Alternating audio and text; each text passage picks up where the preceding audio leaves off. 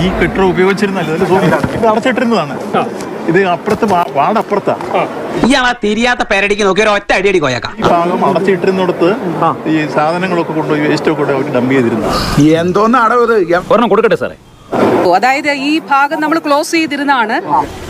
എന്നിട്ട് അതിന്റെ പ്രവർത്തനങ്ങൾ ഷിഫ്റ്റിംഗ് തുടങ്ങാനായിട്ട് തീരുമാനിച്ചിട്ടുള്ളതാണ്. വിശ്വാസം വരണില്ലല്ലേ?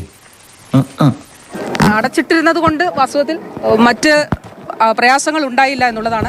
എന്നെ കൊണ്ടൊന്നും പറയിക്കണ്ട.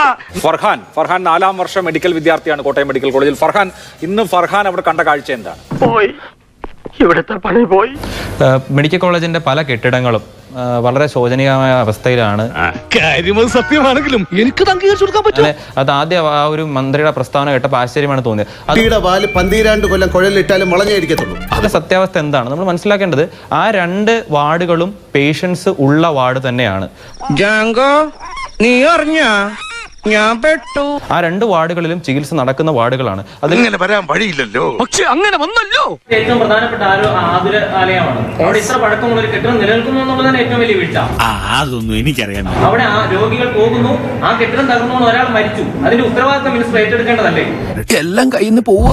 ഈ ഇരിപ്പിൽ അങ്ങോട്ട് സമാധിയായാൽ മതിയായിരുന്നു. അത് കൊള്ളാം. ജീവൻ നഷ്ടമായ സാഹചര്യത്തിൽ സമ്മതിക്കാൻ മിനിസ്റ്റർ എന്താണ് ഇത്ര മടിക്കുന്നത്?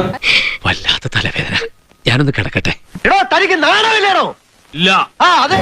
നോക്കൂ, ഇത് ഈ ഘട്ടത്തിൽ നമ്മൾ ചെയ്തത് എന്താണെന്ന് പറയൂ. എന്ത് ചെയ്തു? നിങ്ങളുടെ കാലത്ത് സർക്കാർ ആശുപത്രി എന്ന് കേട്ടാൽ ആളുകൾ ജീവനും കൊണ്ട് ഓടുമായിരുന്നു. കാരണം സർക്കാർ ആശുപത്രിയിൽ പോയാൽ ജീവനോടെ തിരിച്ചു വരുമെന്ന് ഉറപ്പില്ലായിരുന്നു. ആ അവസ്ഥയെ മാറ്റിയെടുത്തത് ഇടതുപക്ഷ ജനാധിപത്യ മുന്നണി സർക്കാരാണ്. ബെസ്റ്റ് എന്നാ വേർബോഡി ആയിട്ടെങ്കിലും ജീവിക്കാൻ അനുവദിക്കടാ.